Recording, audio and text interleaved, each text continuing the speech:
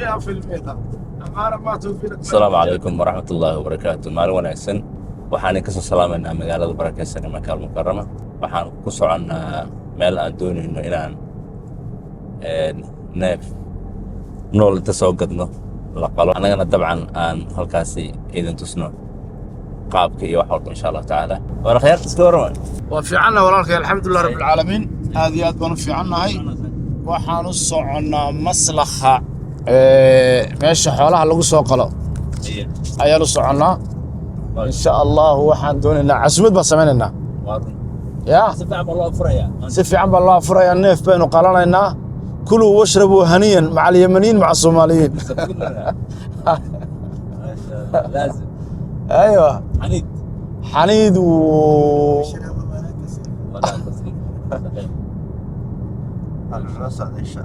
ان شاء الله meel fiican baan soconaa akhyaar ay soo dhawaada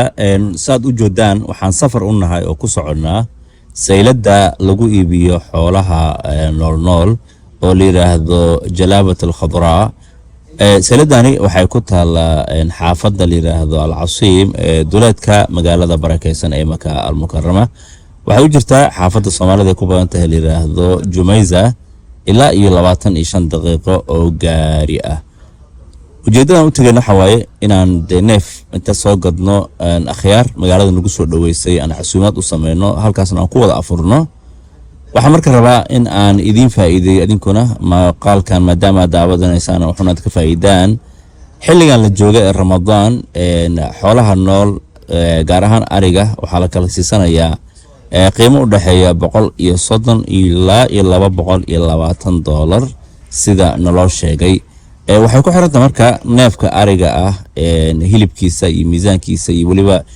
halka laga keenay. gaar ahaan xoolaha Soomaalida ama Soomaaliya laga keeno way ka qaalisan yihiin xoolaha kale wayna ku sheegayaan waxay ku leeyihiin ghanam Soomaali miyaa rabtaa. marka haddii aad xoolo Soomaaliya laga keenay aad doonayso mar walba qiimaha waa uu ka sareeyaa. sababtan waxay ku sheegeen xoolaha Soomaaliya in ay ka hilib macaan yihiin xoolaha kale sidoo kalena ay ka qurxooyin xagga dhogorta iyo waliba miisaankan uu ka culus yahay. sidoo kale waxay ku darayaan cashuurtii iyo safarkii xoolaha la soo galiyay. laakiin xoolaha wadanka gudihiisa waa inta badan ka raqiisan yihiin xoolaha Soomaalida. neefkan anaga hadda aan qaadan doono waa neef ari ah da'diisuna aad iyo aad u yar tahay. qiimaha uu noogu fadhiistay waa ilaa iyo $145 meelahaas ayuu noogu fadhiistay. marka haddaad doonaysaan inaad magaalada barakeysan ee Makal aad neef xoolo ah ku qalataan qiimaha waa sidaas. sidoo kale dad badan laga yaabaa in ay soo iloobaan inay soo ixraantaan oo ay magaalada barakeysan ee Makal iska yimaadaan. marka haddii qofka ixraamka soo iloobo oo inuu cumraysto uu doonayo waxaa ku waajibaya in uu dhiig daadiyo oo neef uu qalo. marka idinkuna muuqaalkan faa'iido ayuu idin yahay haddaad doonaysaan inaad cumraysataan oo idin doonaynin in aad miiqaadka aadaan oo kale. marka ujeedkeena waxa weeye inaan bal idin tusno xoolaha iyo sida loo gala karto magaalada barakeysan ee Makal Mukarrama. sidoo kalena aan idin tusno afurkeedni caawa. marka muuqaalkan waxaan idin rajaynayaa inaad dhamaysataan dadka kalena la wadaagtaan insha Allah taala. Assalaamu alaykum warahmatullahi wabarakatuh. waxaan hadda imaanay meesha xoolihii aan ka gadeynay oo aan ugu talgalnay casuumad iyo afurkii galabta. marka soo jeedaan meeshaan waxa lagu gadayaa nooc kasta oo xoolaha ayaa lagu gadayaa. midkaan laga yaabaa inaan qaadano.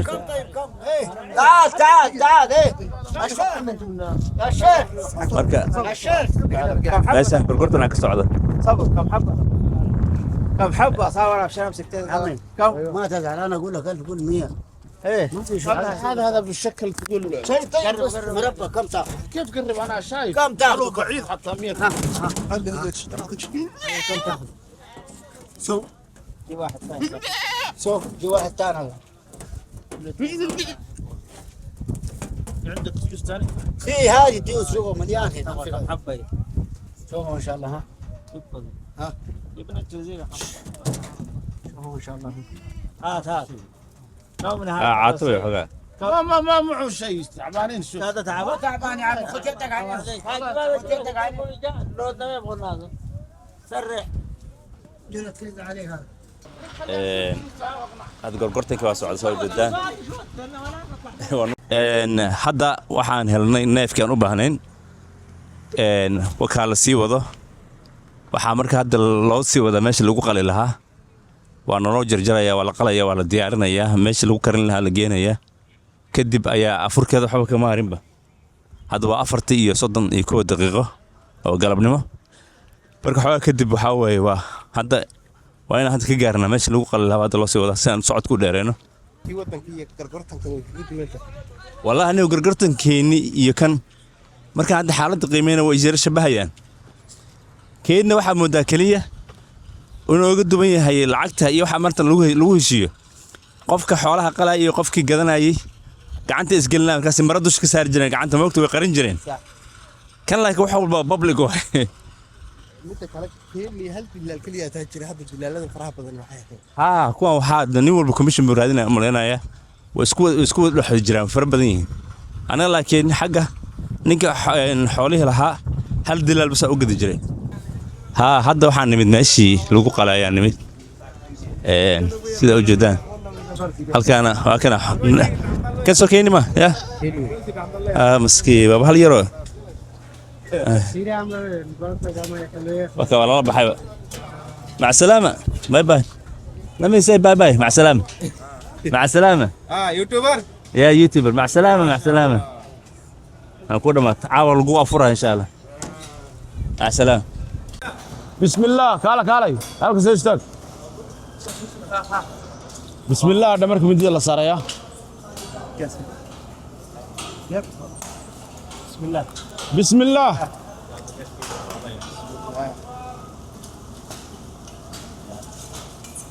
goobtan hadda aan joogno waa goobta loogu talagalay in xoolaha lagu qalo waxaa la ii sheegay daqiiqadii 12 neef in ay markiiba qalaan marka hadda neefkii anaga aan dooranay ayaa hadda midida saaran oo la qalaya kadibna waa in loo jarjari doonaa kadibna waxaan isku dayi doonaa waqtiga yara inoo harsan inaynu baxno oo laga gaarsiiyo in afurkii la diyaariyo insha allahu tacaala wallaahi bilaa caadi ma ahnaanka nimankan isku soo wada labisan yihiin marka hadda markaa neefkeena markaa meesha lagu hayo maqaarkii caloosha laga bixin aad mujeedaan bismillaah okay neefkeeni waa diyaar afurkeena waxaa weeye wax yar ka bacdi waa diyaar halkana halkana loogu qalqalaya ثلاجة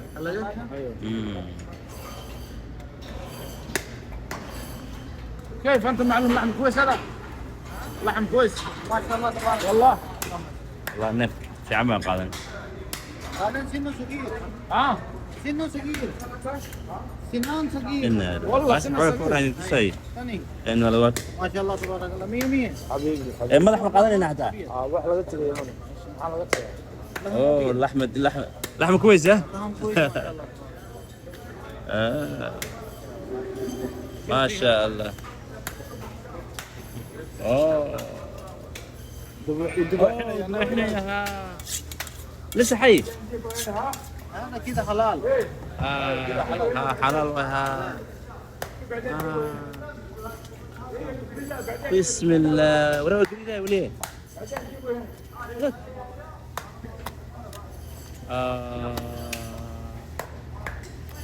استاذ امين ونوليا ودبحنا يا والله سنه صغير صح ثاني ولا لك والله وقت ودبحنا والله واو